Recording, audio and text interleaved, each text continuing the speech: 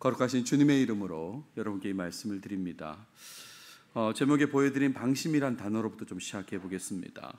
방심 그러면 혹시 여러분 뭐 떠올리십니까?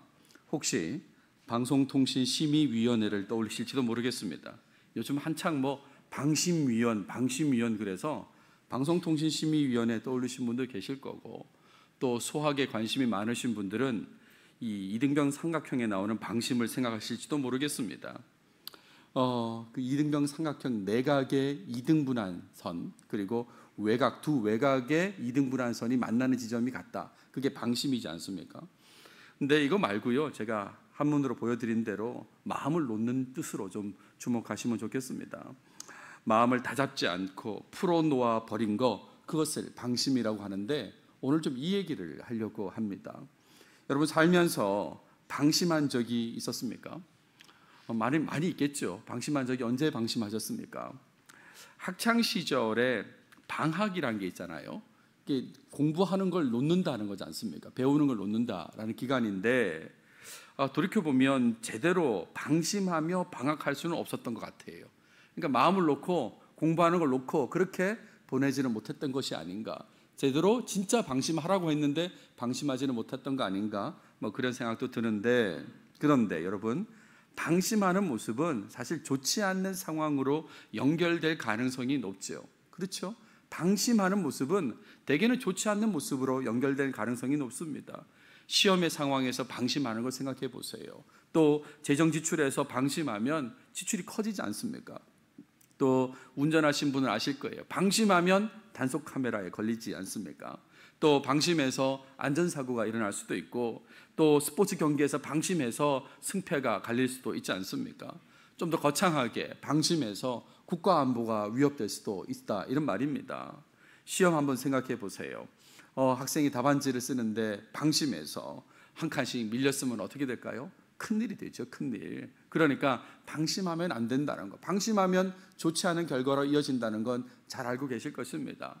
제가 예배 때마다 이렇게 정장 수트를 입고 나오게 되는데, 가끔은 급하게 오다 보면 이 칼라 부분이 이렇게 세워져 있을 때가 있습니다. 저도 모르게 급하게 윗도리를 입다가 세워진 채로 이렇게 들어오게 되면 제안하게 급하게 와가지고 이렇게 제껴주기도 하고 그러는데, 아무튼 방심하면 그런 일들이 벌어집니다. 그제 그 KBS 뉴스 중에 이런 게 있었습니다. 아파트 화재 증가세, 대피 중에도 방심은 금물이다라는 제목의 기사입니다. 이 화재, 이 사망자의 70%는 연기 흡입 때문에 사망하는 거랍니다. 근데 이 화재로 발생한 연기는 아래에서 위로 확산되고요, 그리고 사람이 움직이는 속도보다 훨씬 빨리 퍼진다는 것이죠. 그러니까 위층에 사는 사람, 아래층에 화재가 났을 때 위층에 사는 사람이 함부로 밖으로 나가서 이렇게 피신하려고 하면 안 된다는 겁니다. 집안에서 연기가 안으로 들어오지 못하게 물수건으로 틈새를 막고 안에서 구조를 기다리는 게 어쩌면 더 나을 수도 있다. 그러니까 방심하면 안 된다, 그런 내용의 기사입니다. 이 방심하면 생각나는 스포츠 경기가 하나 있습니다. 여러분도 많이 보셨을 텐데, 작년에 2022 항저우 아시안게임이 있었습니다. 2022지만 코로나 상황 때문에 2023년 작년에 열리게 됐는데, 이때 이 경기 중에 방심한 경기 혹시 생각나시는 게 있습니까? 우리나라 경기입니다. 롤러스케이트 3000m 계주 결승이었는데, 우리나라 선수가 1등 한 줄 알았는데 마지막 손들다가 1등을 뺏기게 되었습니다. 0.01초 차이의 방심이었습니다. 우리 이겼다고 손들고 세리머니하고 들어오다가 옆에 한 끗 차이로 대만 선수가 1등을 하게 되는 거죠. 이 방심으로 금메달이 은메달로 바뀌게 되었습니다. 뿐만 아니라 본인과 이 지금 팀이 세 명이거든요. 그 3명 중에 1명 역시 이 동료가 병역 혜택을 받지 못하게 되는 이런 상황이 되었습니다. 아시안게임은 금메달을 따야만 병역 혜택을 받는데, 이 0.01초 방심 때문에 혜택을 못 받은 거예요.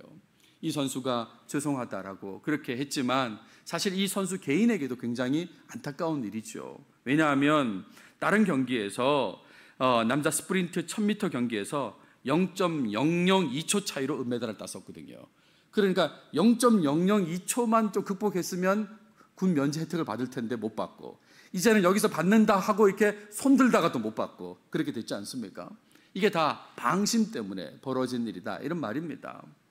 오늘 본문에 등장하는 아브라함도 방심하는 모습을 보여주고 있습니다. 근데 그 모습, 방심하는 모습은 하나님에 대한 신앙의 모습에 있어서 방심한 모습이다라고 할 수 있어요. 다른 스포츠 경기의 방심이 아니라 하나님에 대한 신앙의 모습에 있어서의 방심이다, 이런 말이죠. 그것과 관련된 이야기를 살펴보면서 하나님께서 주시는 교훈에 주목하고자 합니다. 오늘 성경 봉독을 13절까지 읽으셨는데 20절까지를 다루면서 본문을 보도록 하겠습니다.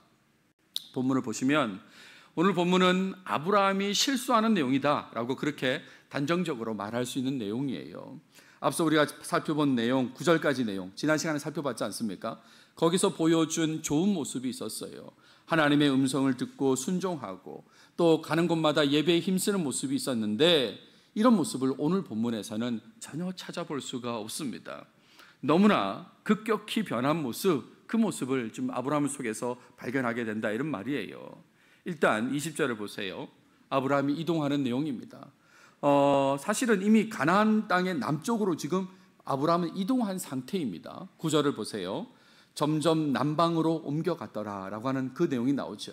여기서 남방이라는 말, 남쪽이라는 말로 번역되어 있지만 실제 히브리어는 네겝이라는 말입니다. 네겝. 그러니까 여러분 네겝 그 사막, 광야 지대를 생각하시면 좋겠어요.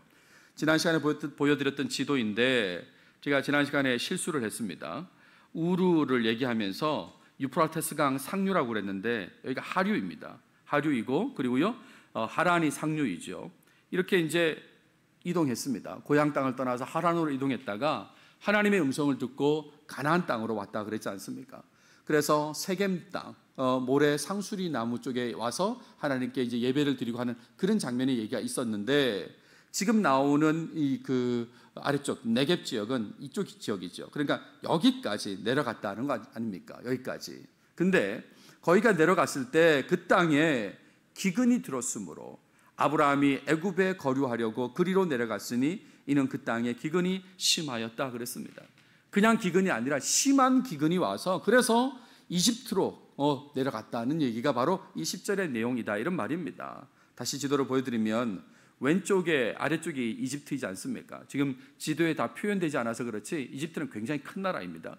큰 나라로 이렇게 이동하게 되었다는 것이 이 10절의 내용이다, 이런 말이에요. 그러면서 11절부터 13절은 아브라함의 고민이 나옵니다. 이집트에 거의 가까이 왔을 때에 아브라함이 뭘 고민했냐면 아내 사레의 미모를 고민한다, 이런 말입니다. 내가 알기에 그대는 아리따운 여인이라 라고 했죠. 내가 알기에, 이 말은 굉장히 좀 부적절한 말 같아요. 나중에 몰랐다는 거냐, 그전에는 그런 얘기가 될 수 있는데, 이거는 그냥 영어로 치면 I know 이런 그냥 흘러가는 말이고요. 핵심은 당신은 아름다운 여자요 라고 이제 그렇게 얘기했다는 것입니다. 그러면서 고민을 계속 얘기하는데, 당시에는 여인이 아름다우면 결혼을 했어도요 남편을 죽이고 여인을 데려가는 거예요. 아마 대충 생각이 이해가 되시죠, 그죠? 고대 근동에서 이런 일들은 빈번했다, 이런 말입니다. 여인이 아름다우면 그 여인이 기혼자라고 하더라도 남편을 죽이고 여인을 데려간다, 이런 말입니다. 제가 일부 예배 때도 말씀을 드렸는데 여기 계신 분들, 남자분들 한번 잘 생각해 보십시오. 내가 이 시대에 살았다면 나는 죽었을까 안 죽었을까? 한번 생각해 보십시오. 나는 죽었을까? 나는 안 죽었을까? 왜 웃으시는 겁니까? 이 시대로 갔을 때 얘기하는 겁니다. 지금 말고요. 지금 나는 죽었겠는데 이렇게 생각할 사람도 있을 거고, 나는 멀쩡하게 살아있었겠구나 이런 사람도 있을지는 모르겠습니다. 아무튼 이쁘면 죽여서라도 아내를 데려가는 그런 상황이다, 이런 말이죠. 이걸 아브라함이 직접 얘기합니다. 애굽 사람이 그대를 볼 때에 이르기를 이는 그의 아내라 하여 나는 죽이고 그대는 살리리니 라고 그렇게 얘기하지 않습니까? 그러니까 결국 아브라함의 고민은 뭡니까? 아내의 미모 때문에 죽을까 봐 하는 고민하는 거죠. 죽을 것을 고민하는 것입니다. 그래서 아내에게 누이라고 하라고 요청하는 겁니다. 누이라고 하라. 그대는 나의 누이라 하라. 그러면 내가 그대로 말미암아 안전하고 내 목숨이 그대로 말미암아 보존되리라. 쉽게 말하면 나를 오빠라고 해라 라고 이제 그렇게 얘기하는 거지 않습니까? 근데 이런 얘기를 듣고 있을 때 오늘 본문에 보시면 사례가 어떻게 반응했는지는 전혀 나오지 않습니다. 그죠? 사례는 왜 이 말을 듣고 가만히 있었을까요? 왜 그랬을까? 기가 차서 말도 안 했을까? 어땠을까요? 여러분 같으면 어떤 마음이 드십니까? 그래도 내 미모는 인정하는구나 뭐 이렇게 생각했을까요? 나중에 뒤에 20장을 보시면 아브라함이 그렇게 얘기합니다. 그는 정말로 나의 이복 누이로서 내 아내가 되었습니다 라고 얘기합니다. 그러니까 실제로는 이복 누이이죠. 이복 누이인데 결혼한. 그러니까 그 당시 이제 근친 간의 결혼이 있었기 때문에 그러니까 이복 누이가 맞는데 근데 지금은 이제 결혼한 상태다. 뭐 그런 얘기를 하는 거죠. 그러니까 누이라는 말이 틀리진 않다. 뭐 이렇게 이제 생각할지도 모르겠습니다. 요즘 뭐 고려와 관련된 드라마가 이렇게 방영되고 있는데 고려하면 제 속에 떠오르는 인물은 천추태후라는 인물입니다. 굉장한 여성이죠. 헌해왕후라고 불리는데 나중에 아들이 이제 왕이 되니까 천추태후라고 불리게 됩니다. 얼마나 대단한 여성이냐면 일단 할아버지가 나라를 세운 왕건입니다. 태조 왕건이에요. 할아버지가요. 그리고 태조 왕건 이후에 해종, 정종, 광종을 거쳐서 5번째 왕이 경종인데 경종의 아내가 됩니다. 그리고 6번째 왕 성종은 자기 오라버니, 이게 오빠예요. 그러니까 성종의 누이이죠. 그리고 7번째 왕 목종은 아들이에요. 그러니까 목종의 어머니가 바로 천추태후다 이런 말입니다. 얼마나 대단합니까? 할아버지가 왕이고 나라 세운 왕이고 남편도 왕이고 오빠도 왕이고 아들도 왕이고 그런 녀석이 바로 이 천추태후인데 제가 이걸 왜 보여드리냐면 경종의 아내라고 그랬잖아요. 근데 이 경종이 천추태후 입장에서는 원래 사촌입니다. 사촌이요. 그럼 이 경종이라는 임금이 아내 천추태후 헌해왕후로 소개할 때 아내라고 소개할까요? 사촌이라고 소개할까요? 둘 다 소개할까요?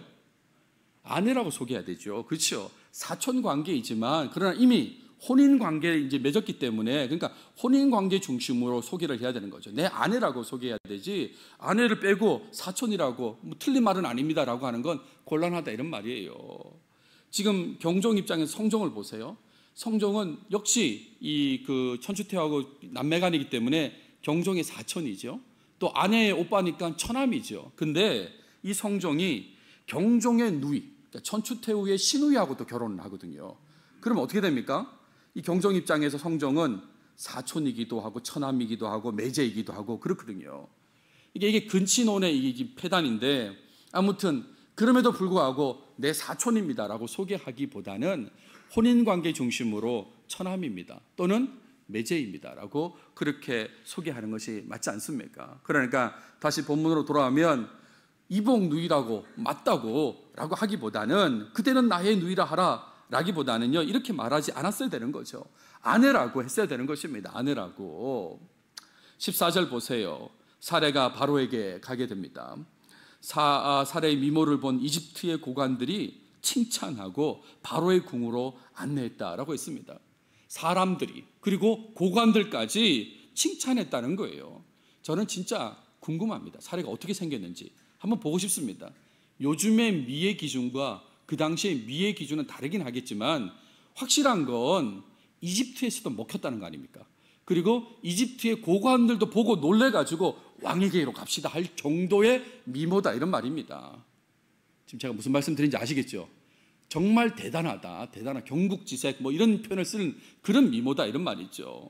이렇게 안내가 되었다는 말은 우리 본문에 나오지 않지만 누이라고 했을 거라는 거죠. 이미 대화 속에서 누이다, 관계가 누이다라고 그렇게 소개가 됐을 거라는 것은 충분히 짐작할 수 있습니다.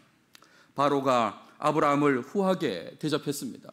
오빠라고 생각하니까 후하게 대접한 거예요. 이에 바로가 그로 말미암아 아브라함을 후대함으로 아브라함이 양과 소와 노비와 암수 나귀와 낙타를 얻었더라 그랬습니다.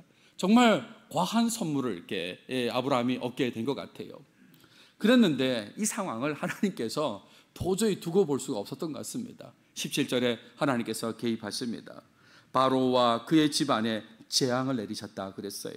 본문을 보시면 여호와께서 아브라함의 아내 사레의 일로 바로와 그 집에 큰 재앙을 내리신지라 라고 했어요. 구체적으로 어떤 재앙인지 알 수는 없습니다. 그렇죠? 하지만 바로가 사레를 돌려보낼 정도로 놀랄만한 재앙이라는 것은 분명한 것입니다. 정말 돌려보내지 않고는 견딜 수 없는 그런 재앙인 집과 그 바로에게 닥쳐가지고 그렇게 보냈다는 것은 확실한 거죠. 뿐만 아니라 이 재앙으로 사례가 아브라함의 아내라는 것도 확실한 겁니다. 분명히 진 거죠. 또 아브라함을 함부로 건들면 안 된다는 것도 알았다는 것, 그것도 확실하다고 분명하다고 말할 수 있는 것입니다. 자, 이런 상황에서 마지막 18절부터 20절까지는 하나님의 개입하신 이후의 상황이 나오는데 바로가 아브라함을 불러서 따지는 내용으로부터 시작합니다. 내가 어찌하여 나에게 이렇게 행하였느냐? 내가 어찌하여 그를 내 아내라고 내게 말하지 아니하였느냐?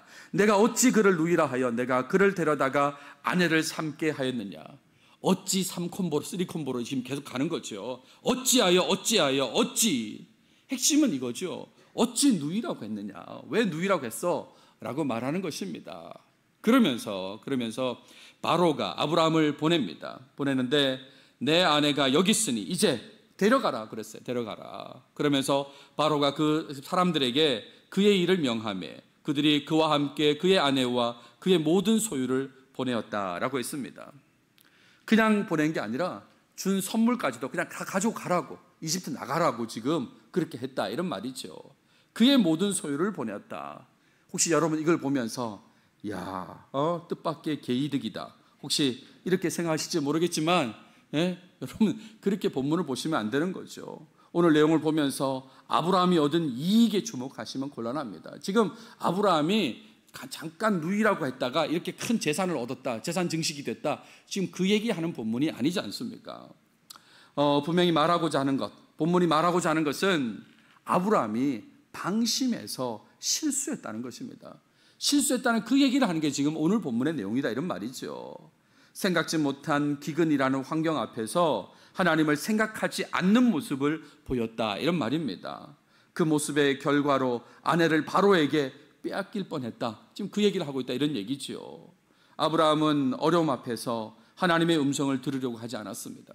하나님 음성 듣고 하란에서 가나안 땅까지 왔던 그 아브라함이었지만 기근이 닥쳤을 때는 하나님 음성 들으려고 하지 않았습니다. 그리고 이집트로 이동하겠다고 스스로 결정하고 이동한 뒤에는 예배하지 않았습니다. 가는 곳마다 예배했던 아브라함이었는데 예배했다는 얘기가 없는 거죠. 오히려 자신의 안위만을 걱정하고 있었습니다. 그래서 아내라는 사실을 말하지 않고 누이라고 하자고 한 것이다, 이런 말이죠. 결론적으로 하나님께서 개입하지 않으셨다면 정말 힘든 상황이 펼쳐졌을 거란 건 여러분도 잘 아실 것입니다. 그렇다면 왜 아브라함은 어리석은 선택, 어리석은 결정을 했을까? 왜 그랬을까요? 기근이라는 어려움 앞에서 하나님을 의식하는 일에 대해 방심했기 때문에 그런 것입니다. 방심했기 때문에 내가 지금 이렇게 급하니까 잠깐 이건 안 해도 돼 라고 하는 그런 방심하는 모습 때문에 자기 생각대로 움직이다가 어려움을 겪었다, 이런 말이죠. 그래서 말도 안 되는 일이 벌어진 것이다, 이런 말입니다. 더 우리 입장에서는, 독자 입장에서 말이 안 되는 건 정말 이 아브라함 이야기 초반이다, 이런 말이에요. 초반. 제가 창세기 2번째입니다. 그죠? 지난 시간 창세기 1번째 아브라함 이야기로 시작했고 9절까지 다루고 지금 10절부터 오늘 본문인데 오늘 보면 들어가자마자 지금 아브라함의 이런 방심하는 모습, 실수가 등장한다, 이런 말입니다. 그런 거죠. 어려움을 볼 때에 더욱 하나님을 찾고 하나님의 음성을 듣고 순종하려고 했었어야 되는데 만약에 아브라함이 그랬다면 기근을 보고 지금 그 상황의 심각한 기근을 보고 하나님을 향해서 하나님 어떻게 해야 됩니까? 말씀해 주십시오. 그리고 그 말씀에 따라 움직이는 모습을 보였다면 또 예배에 충실했다면 그렇다면 모두가 평안했을 것입니다. 아브라함도 평안하고 사레도 평안하고 어쩌면 바로까지도 평안했을 거예요. 근데 이 아브라함이 하나님 생각하지 않고 그리고 자기 생각대로 움직이다가 방심한 채로 움직이다가 모두가 불편하게 되었다, 이런 얘기입니다. 그래서 적용점으로 말씀드리고 싶은 것은 이겁니다. 아브라함의 방심에 따른 이 실수의 모습을 타산지석으로 삼아야 된다는 말씀을 드려요. 타산지석, 반면교사로 삼자, 그런 얘기입니다. 먼저 하나님의 음성을 듣고 말씀에 순종하며 가는 곳마다 예배를 드리는 그 아브라함도 방심했다는 거 꼭 기억하십시오. 아브라함도 방심했다는 겁니다. 이런 아브라함도 방심할 수 있다면 그렇다면 우리는 더 쉽게 방심할 수 있다는 거, 이거 알아야 된다, 이런 말이에요. 하나님 음성 듣고 때마다 예배했던 이 아브라함도 방심했다면 우리는 더 말할 것도 없는 거잖아요. 하나님의 음성도 잘 듣지 못하고 하나님께 예배하는 일에도 최선을 다하지 못하는 모습, 그런 모습으로 산다면 하나님에 대해 더 쉽게 방심할 수 있다, 이런 말입니다. 그 방심의 모습은 하나님을 찾지 않고 자신의 생각대로 판단하는 것으로 연결되는 모습이다 하겠습니다. 그 결과는 어떨까요? 예상치 못한 매우 힘든 그런 상황을 맞이할 수 있게 되는 것입니다. 특히 아브라함이 이 기근을 만난 것처럼 우리 삶 속에서 여러 형태의 기근 같은 어려움을 만난다면, 그렇다면 더욱 쉽게 방심할 수 있다는 것을 기억하셔야 되는 것입니다. 아브라함도요, 기근이라는 어려움 앞에서 방심했지 않습니까? 근데 우리는 아브라함보다 더 부족한데 이런 기근 같은 어려움을 만나면 더 쉽게 방심할 수 있다는 걸 아셔야 된다, 이런 말이에요. 기근 같은 어려운 환경에서 더욱 하나님을 찾고 하나님의 음성을 들으려고 해야 되는데 오히려 하나님을 찾는 것과 다른 반대편으로 갈 수 있다는 것을 계속해서 기억해야 되는 거죠. 하나님의 음성을 듣고 순종할 뿐만 아니라 그 음성으로 인해서 평안해야 되는데 어려움이 생겼어요. 기근 같은 어려움이 생겨도 하나님 음성을 듣고 순종하고, 그리고 그 순종함으로 인해서, 그 음성으로 인해서 평안하게 살아야 되는데 어려움 앞에서 평안하지 못하고 그냥 하나님 바라보지 못하니까 그냥 어려움만 보면서 평안하지 못해요. 그리고 그런 평안하지 못한 모습으로 하나님의 음성을 또 듣지 못하니까 더 평안하지 못하는 그런 모습이 나타나게 되고, 그런 상황에서 자기 뜻대로 살려고 하다가 보면 삶의 결과는 더 안 좋아지게 되는 그런 상황으로 갈 수 있는 거죠. 그럼 어떻게 됩니까? 다시 돌아가요. 더 안 좋아진 상황에서 그 상황 때문에 평안하지 못하고, 평안하지 못하니까 하나님 음성 듣지 못하고, 그런 상황에서 또 자기 뜻대로 살려고 하면 더 또 삶의 어려운 상황으로 빠지게 되고, 그렇게 되면 어떻게 됩니까? 악순환 되는 거죠. 악순환. 계속해서 악순환이 이어지게 된다, 이런 말입니다. 여러분, 어려울수록 하나님을 찾으셔야 합니다. 어려울수록 하나님을 찾으셔야 합니다. 때로는 잠잠히 하나님 앞에 머물면서 현재의 어려움에 대해서 하나님께서 뭐라고 말씀하시는지 들으려고 하셔야 되는 것입니다. 하나님, 제가 어떻게 해야 됩니까? 라고 하나님의 음성을 들으려고 해야 된다, 이런 말입니다. 만약에 아브라함이 그랬다면, 하나님 이 기근의 상황에서 제가 어떻게 해야 됩니까? 하나님 말씀하십시오 라고 했다면 이집트에서 바로와 관련된 어려움은 없었을 것입니다. 오히려 기근 속에서 도우시는 그 하나님의 놀라운 역사를 경험했을 거예요. 이렇게 심각한 기근 속에서도 하나님의 은혜로 내가 이렇게 극복했고 하나님께서 이렇게 축복하셨다고 이렇게 나타냈을 거다, 이런 말입니다. 많은 신앙인들이 겪는 어려움의 핵심은 하나님을 찾지 않고 급한 마음에 자신의 판단대로 움직이려고 한다는 것입니다.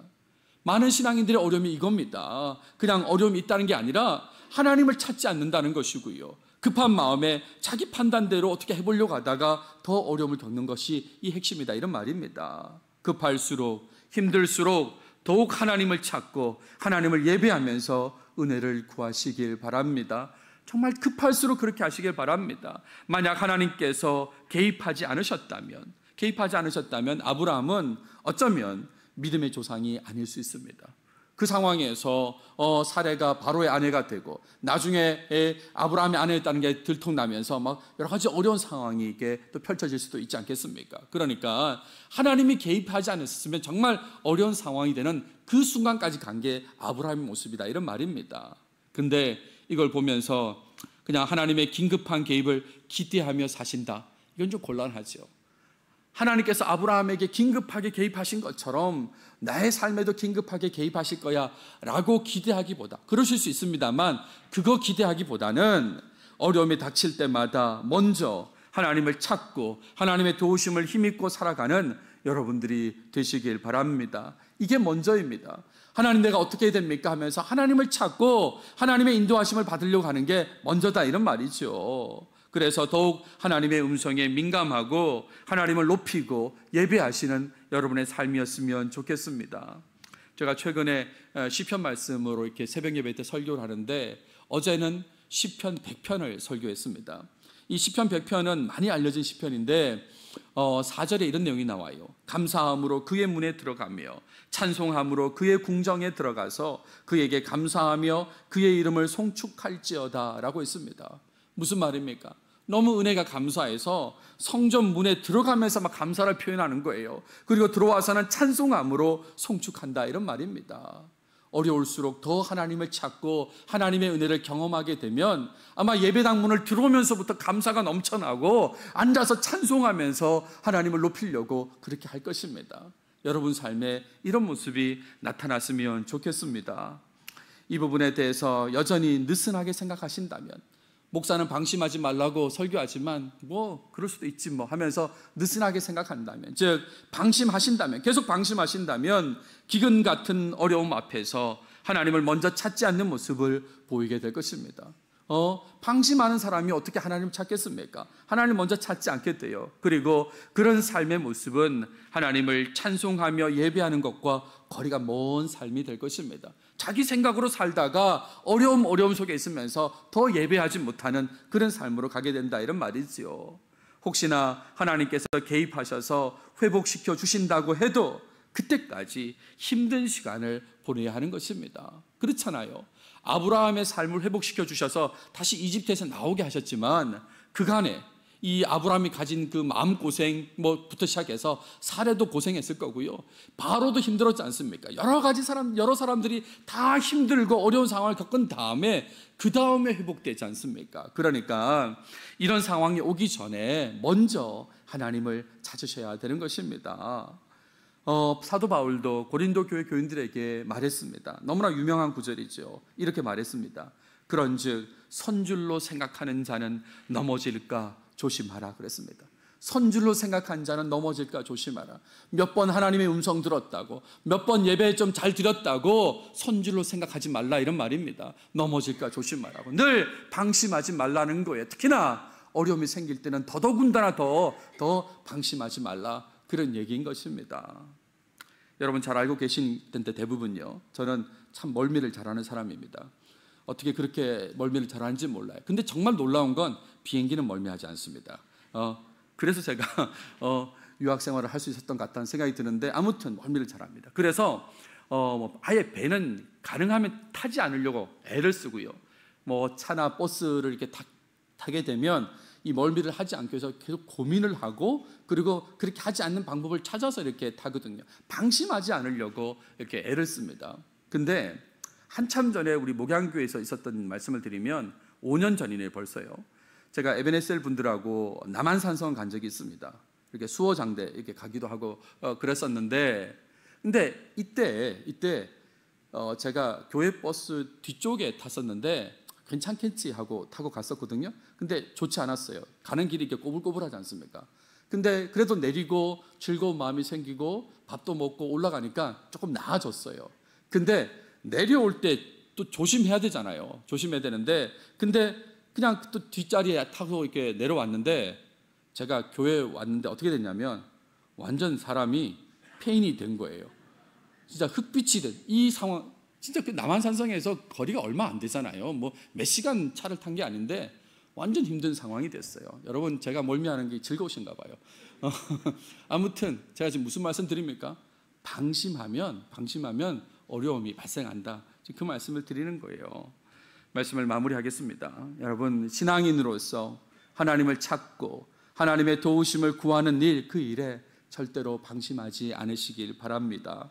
특히 기근 같은 어려움이 닥칠 때는 더욱 하나님의 음성에 집중하며 살아야 되는 것입니다. 하나님, 내가 어떻게 해야 됩니까? 어디로 가야 됩니까? 무엇을 해야 됩니까? 그런 음성에 집중하며 살아야 되는 것이죠. 그럴 때에 하나님의 인도하심으로 평안하게 살아갈 수 있을 것입니다. 부디 방심하는 모습 없이 항상 하나님만 찾고 의지하는 모든 목양교회 교인들이 되시길 바랍니다.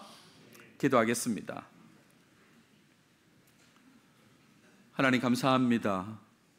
오늘 또 우리에게 창세기를 통해서 말씀해 주셔서 감사합니다. 하나님의 음성을 듣고 순종하며 살았던 아브라함이, 가는 곳마다 예배하며 살았던 아브라함이 방심해서 실수하는 모습을 보게 되었는데, 하나님, 이런 모습이 우리 삶에는 절대로 나타나지 않도록 도와주시옵소서. 오히려 삶이 어려울수록 더욱 하나님을 찾고 하나님의 음성을 기대하며 살며 하나님을 의지하며 사는 우리 모두가 다 되도록 주님 도와주시옵소서. 그래서 하나님께서 이렇게 평안하게 만드셨다고, 도우셨다고 자랑하는 삶이 우리 삶에 나타나도록 꼭 인도하여 주시옵소서. 이 모든 말씀 예수님의 이름으로 기도드렸습니다. 아멘.